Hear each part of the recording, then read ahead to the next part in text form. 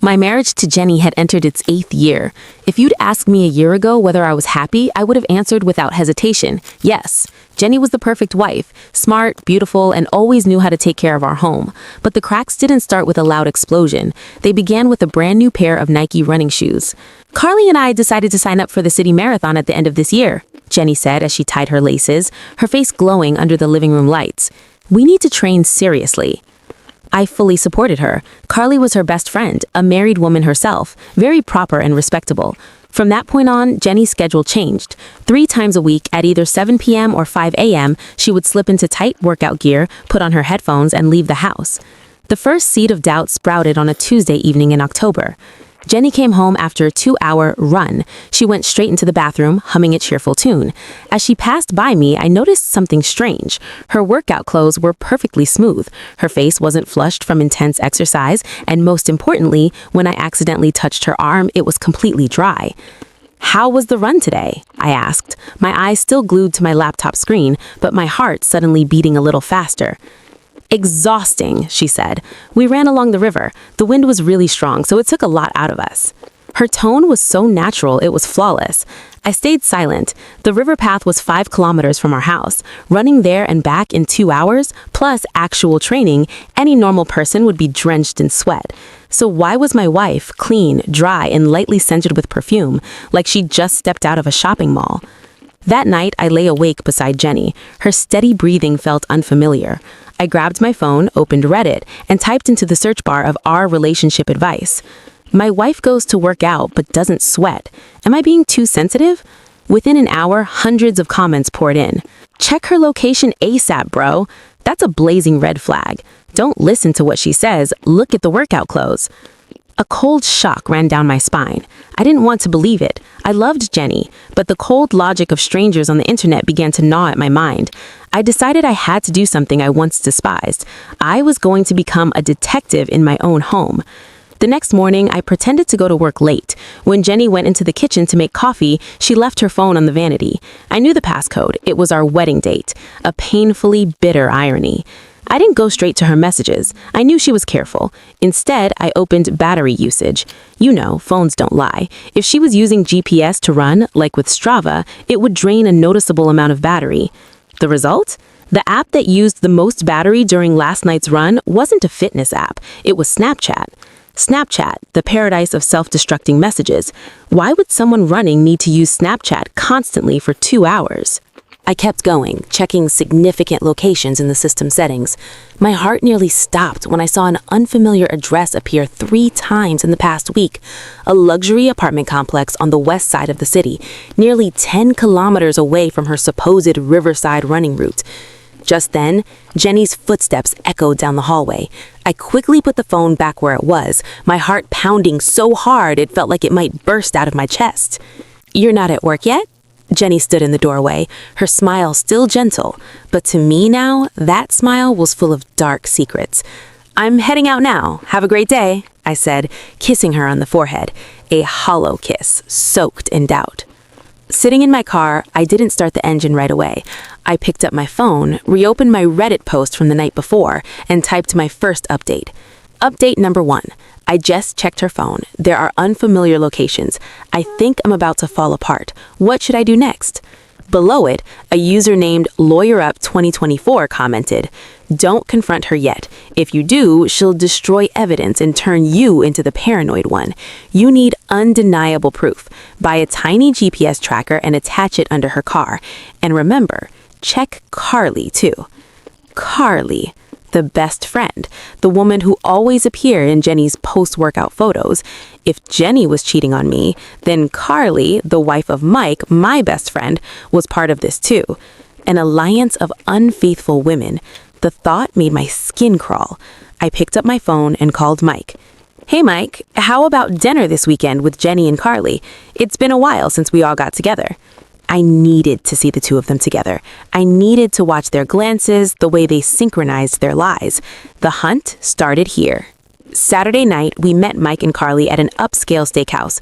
From the outside, we looked like the perfect picture of two happy middle-class families, but under that table was a web of lies. Throughout the meal, I played the role of the careless but cheerful husband. I watched Carly closely. She was the complete opposite of Jenny. If Jenny was reserved, Carly was the one who dominated the conversation. "Oh, Mike, you have no idea how hard we've been pushing ourselves," Carly laughed, taking a sip of red wine. "Last Tuesday, when we hit miles 4, Jenny almost quit. I had to practically drag her along." Jenny smiled and nodded in agreement. "That's true. If it weren't for Carly, I'd have ended up in a bakery along the way." My stomach twisted. Last Tuesday? That was the exact day Jenny's phone GPS showed her staying at the West Side apartment complex for 2 full hours. Their coordination was terrifying. They weren't just lying to Mike and me. They were enjoying it like a twisted team sport. "I could never have that kind of willpower," I muttered. "And I still don't get how you both have the energy for that." Mike chuckled. "They're not even human," he said, turning to Carly. "You're phenomenal, Catherine," Mike said. "You never stop amazing me." I looked at Mike, my best friend since college, a kind man who trusted his wife completely. A wave of sorrow washed over me. Should I tell him, or would I drag him down into the abyss with me? That night, after we got home, I posted another update on Reddit. Update number 2. I just had dinner with them. The acting was so convincing it made me sick. They talked about Tuesday's workout as if it actually happened. I've ordered a dash cam and 2 ultra-small GPS trackers from Amazon. They'll arrive Monday. I feel like a criminal in my own house, but I need the truth. The following Wednesday, Jenny said she had to make up a training session because rain was coming. I had secretly attached the GPS tracker under the passenger seat of the SUV Jenny usually drove. I'd also installed a hidden recording app on the old iPad we kept in the living room and synced it to my phone. 7:20 p.m., Jenny left the house. 7:25 p.m., I opened the tracking app. The red dot moved. It didn't head toward the park or the river. It turned the opposite direction, straight toward the luxury apartment complex I'd seen before. Then, the red dot stopped. Completely. I sat in the darkness of my home office, cold sweat soaking through my shirt.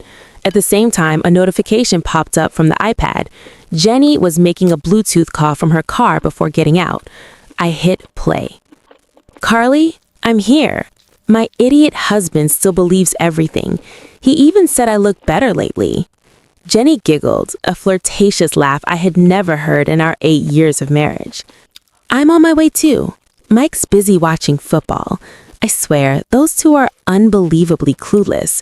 Remember to take some sweaty workout pics of us later so I can post them on Instagram as proof," Carly's voice replied through the car speakers. "Okay, see you in room 402. He is waiting." The call ended. My world collapsed. He? Not they? So were these 2 women sharing the same man? Or did each of them have a lover at the same location? Rage erupted like a tsunami. I wanted to grab my keys, drive straight there, kick in the door to room 402, and scream in her face. But the advice from Reddit echoed in my head. Don't explode without photos. Betrayal needs visual proof so the court can't dismiss it. I took a deep breath, my hands shaking as I opened the website of a private investigator service. "I need someone to take photos at this address, right now," I typed. 2 days later, I received an email from the investigator. The subject line was short, J&C file. I opened it in a nearly empty cafe. There were 24 photos. Photo 1, Jenny and Carly entering the apartment lobby, holding hands and laughing. Photo 2, a tall, blonde man in gym clothes stepping out to greet them, his arms wrapped around both of their waists. Photo 3, the one that made me want to vomit, Jenny kissing the man right in front of the elevator while Carly stood beside them, smiling as she tapped on her phone. The investigator's note read, "The male subject is a personal trainer at a downtown fitness center. It appears the 2 women share the same lover. They rent this apartment by the hour, 3 times a week." I turned off the screen. I didn't cry. The pain had gone beyond tears and turned into something terrifyingly cold. I looked at our framed marriage certificate hanging proudly in the living room. I realized the woman in that photo was not my wife. She was a stranger wearing her face. I opened Reddit and typed, "Update number 3. I have the photos. It's worse than I imagined. She didn't just cheat, she turned our marriage into a cheap joke with her best friend. Tomorrow I'm meeting a lawyer, and tomorrow night will be our last dinner." I spent all Sunday meeting with attorney Henderson. He studied the photos and listened to the recording with a neutral expression, the look of a man who had witnessed too many broken lives. He asked, "What do you want, Nathan?" I replied, "I want her to leave with nothing, and I want Mike to know the truth." My voice so cold it surprised even me.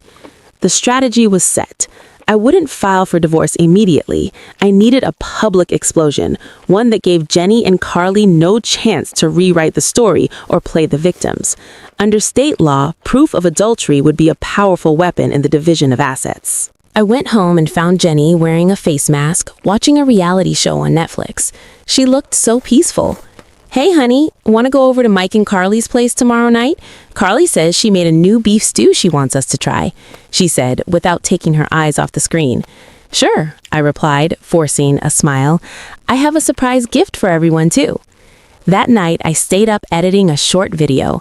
No background music, just the investigators' photos and the audio recording from the SUV. I saved it onto a red USB drive.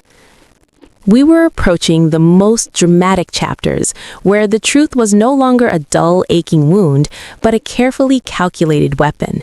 I spent all of Sunday meeting with attorney Henderson. He studied the stack of photos and listened to the recording with a completely neutral expression, the expression of someone who had seen far too much destruction. "What do you want, Nathan?" he asked. "I want her to leave with nothing, and I want Mike to know the truth," I replied, my voice so cold it startled even me. The strategy was laid out. I would not file for divorce immediately. I needed a public explosion, one that gave Jenny and Carly no chance to rewrite the narrative or play the victims. Under our state law, proof of adultery would be enormous leverage in the division of assets. I went home and found Jenny wearing a face mask, watching a reality show on Netflix. She looked peaceful. "Hey, honey, want to go over to Mike and Carly's place tomorrow night? Carly says she made a new beef stew she wants us to try," she said, without taking her eyes off the screen. "Sure," I replied, forcing a fake smile. "I have a surprise gift for everyone, too." That night, I stayed up until morning editing a short video. There was no background music, only the investigators' photos and the audio recording from the SUV. I saved it onto a red USB drive. Monday, 7 p.m. Mike and Carly's house was filled with the smell of wine and food. Mike, as always, enthusiastically uncorked an expensive bottle. "To our friendship, and to our 2 hard-working wives who are about to become marathon runners," Mike raised his glass. I looked at Jenny. She clinked glasses with Mike, her eyes flicking toward Carly with a loaded glance. I took a sip of wine and felt nothing but bitterness burn down my throat. "Before we eat, there's something I want everyone to see," I said, standing up and walking toward the large smart TV in the living room. "What is it, honey? A memory slideshow?" Jenny asked, her voice slightly tense but still trying to sound casual. "Something like that. A short documentary about the training efforts of you two." I plugged in the USB. The screen lit up. 0 seconds. Jenny and Carly standing at the apartment lobby entrance. The room went silent. Carly's wine glass trembled in her hand. 10 seconds. The audio played. "I swear, those two are unbelievably clueless. He is waiting." Mike froze. He stared at the screen, unable to process what he was seeing. Jenny shot to her feet, her face drained of all color. "Nathan, what the hell are you doing? Turn it off right now," she screamed, lunging toward the TV. I blocked her with a firm arm. "Sit down. Let Mike watch his wife's running routine till the end." 30 seconds. The elevator photos appeared. Sharp, undeniable. The blonde personal trainer holding both women in a way that could never be mistaken for friendship. "What is this, Carly? What is this?" Mike roared. He hurled his wine glass to the floor. The sound of shattering glass echoed like the collapse of their marriage. Carly broke down, sobbing uncontrollably, dropping to her knees at Mike's feet. Jenny didn't cry. She stared at me with pure hatred. "You followed me? You're a sick pervert, Nathan. You violated my privacy," she screamed, trying to cover her humiliation with outrage. I may be a pervert in your eyes, I said, calmly pulling an envelope from my pocket, but you're the one who's going to sign these divorce papers right now, or this entire video goes to your parents and your company's board first thing tomorrow morning. That night, I kicked Jenny out of the house with only one suitcase, the same one she used for her gym clothes. I sat alone in the silent living room and opened Reddit. My post had more than 50,000 upvotes and thousands of comments. Final update. It's over. I exposed everything. Mike kicked Carly out and is staying at my place. We're finishing the last bottle of wine together. Thank you all for walking with me through the darkest days of my life. Never ignore your instincts, even when they tell you the sweat is fake. I turned off my phone. For the first time in weeks, I felt like I could breathe. No more mysterious runs, no more Snapchat lies, no more red dots moving across a map. Just me, loneliness, and a painful but clean new beginning. After that night, I thought I had won. I thought throwing Jenny out with a single suitcase was the end of the tragedy. I was wrong. The past 3 days have been the most psychologically torturous period of my life. Jenny kept coming back late at night. She no longer had the arrogance or hatred from that evening. She sat on the floor, sobbing until her voice went hoarse. She said Carly had dragged her into it, that it was just a moment of curiosity, that the guy meant nothing. She begged me for one last chance to fix things, to go back to the way we were 8 years ago. Everyone, I'm wavering. When I see the broken, exhausted woman I once loved more than my own life, my heart tightens. I start asking myself, was I too cruel? Should 8 years of happiness be erased over a few months of mistakes? I remember her warmth, our breakfast together, the way we used to plan our future. I still love this family. I don't want it to disappear like a soap bubble. But then I look at the red USB drive on the table. I remember her laughing, calling me clueless. I remember the image of her smiling in another man's arms while I was at home worrying about her. I'm standing between two cliffs. On one side is forgiveness, the desire to gather the shattered pieces and glue back together a vase that's already broken. On the other is self-respect, reminding me that if I forgive her, I'll live the rest of my life in suspicion. Every time she's gone more than 15 minutes, my chest will tighten. Every time she picks up her phone, I'll lose my mind. What should I do?